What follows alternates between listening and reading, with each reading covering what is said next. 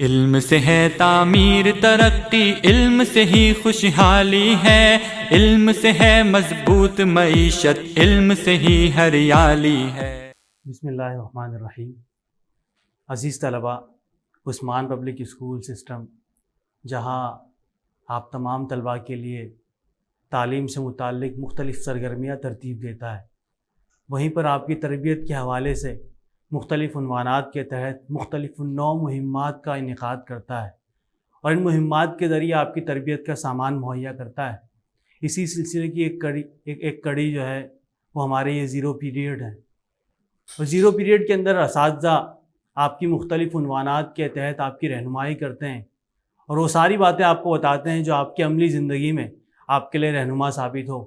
ماہ جولائی کی جو ہماری تھیم ہے اس کا عنوان وہ نماز سے متعلق ہے۔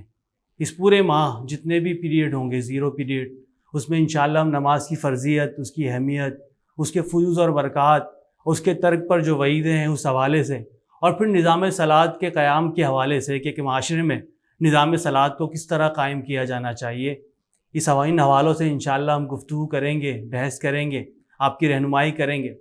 اللہ رب العالمین قرآن مجید میں ارشاد فرماتے ہیں ان الصلاۃ کانت علی المؤمنین کتابا موقوتا، کہ بے شک مؤمنین کے اوپر یہ نماز ایک وقت مقررہ پر فرض کی گئی ہے۔ عزیز طلباء، اللہ رب العالمین نے نماز مسلمانوں کے اوپر فرض کی ہے اور نماز اسلام کا ایک اہم رکن ہے۔ جب معراج کے موقع پر اللہ رب العالمین نے نبی اکرم صلی اللہ علیہ وسلم کو آسمانوں کی سیر کرائی، اور جب اللہ رب العالمین نبی اکرم صلی اللہ علیہ وسلم ان کی ملاقات ہوئی معراج کے موقع پر، تو اس عظیم الشان ملاقات میں اللہ رب العالمین نے نبی اکرم صلی اللہ علیہ وسلم کو اور ان کی امت کو، یعنی میرے اور آپ کو، جو تحفہ عنایت کیا وہ نماز کی صورت میں عنایت کیا۔ پہلے یہ نمازیں 50 فرض کی گئی، پھر یہ کم ہوتے ہوتے 5 ہو کر رہ گئی۔ آپ ذرا اندازہ لگائیے کہ جہاں دیگر ارکان روزہ، زکوٰۃ، حج، روزہ اور زکوٰۃ سال میں ایک دفعہ فرض ہوتا ہے، حج زندگی میں ایک دفعہ فرض ہوتا ہے، وہیں پر اللہ رب العالمین نے نماز کو دن میں 5 بار فرض کیا ہے۔ اس کی وجوہات کیا ہے؟ محدثین اور فقہا فرماتے ہیں کہ اس بات میں کوئی شک نہیں ہے کہ نماز رب کی بندگی کا سب سے بہترین ذریعہ ہے۔ نماز بندگی رب کا احساس پیدا کرتا ہے۔ انسان کو، مسلمان کو اس بات کا احساس ہوتا ہے کہ جب وہ دن بھر اپنے معمولات زندگی میں مشغول ہوتا ہے تو وہاں پر جب وقتاً فوقتاً نماز کا وقت ہوتا ہے تو اس بات کا احساس اس کے دل میں پیدا کیا جانا مقصود ہے کہ تم ایک رب کو ماننے والے ہو اور ایک رب کے سامنے جھکنے والے ہو، لہذا تمہارے زندگی کے سارے معمولات، زندگی کے اور دن کے سارے معمولات اسی ایک رب کے مطابق ہونے چاہیے۔ ہر وہ عمل، شعبہ زندگی کا ہر وہ کام وہ اس رب کے بتائے ہوئے اور نبی اکرم صلی اللہ علیہ وسلم کے سکھائے ہوئے طریقے کے مطابق ہونا چاہیے۔ یہی ایک مسلمان کے لیے ضروری ہے۔ نبی اکرم صلی اللہ علیہ وسلم نے ارشاد فرمایا الصلاۃ عماد الدین من اقامها فقد اقام الدین ومن ترکها فقد ہدم الدین، کہ نماز دین کا ستون ہے۔ جس نے نماز کو قائم کیا اس نے دین کو قائم کیا، اور جس نے نماز کو چھوڑ دیا اس نے دین کو ڈھا دیا۔ یہاں بطور تمثیل اللہ کے نبی صلی اللہ علیہ وسلم نے نماز اور دین کو ایک عمارت اور اس کے ستونوں سے تعبیر کیا ہے کہ جس طرح بغیر ستونوں کی عمارت چاہے جتنی ہی دلکش اور دیدہ زیب اور رنگین اور رنگ و روغن سے بھرپور کیوں نہ ہو، لیکن اس کے ستون اگر کمزور ہو، اس کے ستون اگر نہ ہو تو عمارت، اس کی کوئی اوقات اور کوئی وقت نہیں ہوتی۔ اسی طرح یہ جو دین ہے اس کو عمارت سے تعبیر کیا، اور نماز اس کو اس دین کی عمارت کے ستونوں سے تعبیر کیا کہ جس طرح عمارت کے لیے ستون اہم ہے، اس طرح نماز دین کا ایک اہم پارٹ ہے، ایک اہم حصہ ہے۔ اس کے بغیر دین کا وجود، اسلام کا وجود یہ ممکن نہیں ہے۔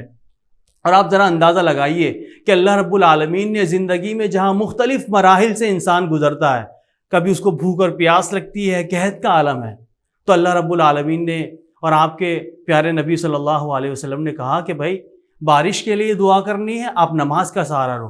صلاۃ الاستسقاء کا ایک وجود ہے، ایک عنوان ہے۔ اگر کسی حوالے سے خیر طلب کرنی ہے، کوئی چیز، کوئی کام کرنے جا رہے ہیں لیکن کوئی چیز کلیئر نہیں ہو رہی، واضح نہیں ہو رہی، صلاۃ الاستخارہ ہے۔ استخارے کی نماز پڑھیے، دعا کیجیے، خیر طلب کیجیے۔ اس میں بھی نماز کے تحت آپ اپنے لیے خیر طلب کریں گے۔ کوئی گناہ سرزد ہو گیا ہے، کوئی غلطی ہو گئی ہے بڑی، صلاۃ التوبہ ہے۔ اسی طرح سورج گرہن ہے، چاند گرہن ہے، صلاۃ الکسوف اور خسوف ہے کہ کہیں رب ناراض تو نہیں ہے۔ زندگی کا جو ایک رواں ایک معمول ہے، اس سے ہٹ کر اگر کوئی چیز ہو رہی ہے، ایسے عالم میں نبی اکرم صلی اللہ علیہ وسلم اور صحابہ کرام رضوان اللہ تعالیٰ علیہم اجمعین وہ نماز کی طرف رجوع کرتے تھے۔ اور آپ اندازہ لگائیں کہ جنگ اور جہاد جیسی عظیم کہ جب ایک کشمکش کا عالم ہوتا ہے، ایک خوف کی کیفیت ہوتی ہے، ایسے عالم کے اندر بھی صلاۃ الخوف کا ایک عنوان ہے، وہاں پر بھی نماز چھوڑنے کے حوالے سے کوئی حکم موجود نہیں ہے۔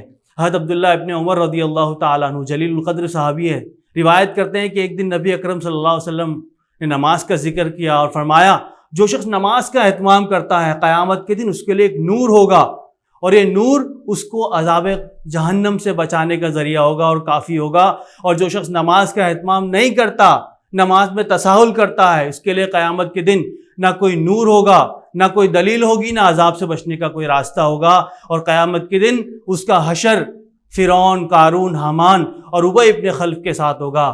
لہذا پیارے عزیز طلباء، آپ لوگوں سے گزارش ہے کہ نماز کے حوالے سے نماز کو اہمیت دیں، ترجیح دیں، فوقیت دیں، اور نماز کو اپنی زندگی کا ایک اہم حصہ بنا لیں، اس لیے کہ زندگی کے جس عمر کے جس حصے میں آپ پہنچ چکے ہیں نماز فرض ہے۔ نماز کے حوالے سے فکر مند ہونے کی ضرورت ہے۔ جب آپ نماز کو اہمیت دیں گے، اللہ رب العالمین آپ کی زندگی بھی سنوارے گا اور آخرت میں بھی سرخرو کرے گا۔ اللہ تعالی ہم سب کو عمل کرنے کی توفیق عطا فرمائے۔ علم سے ہے تعمیر ترقی، علم سے ہی خوشحالی ہے، علم سے ہے مضبوط معیشت، علم سے ہی ہریالی ہے۔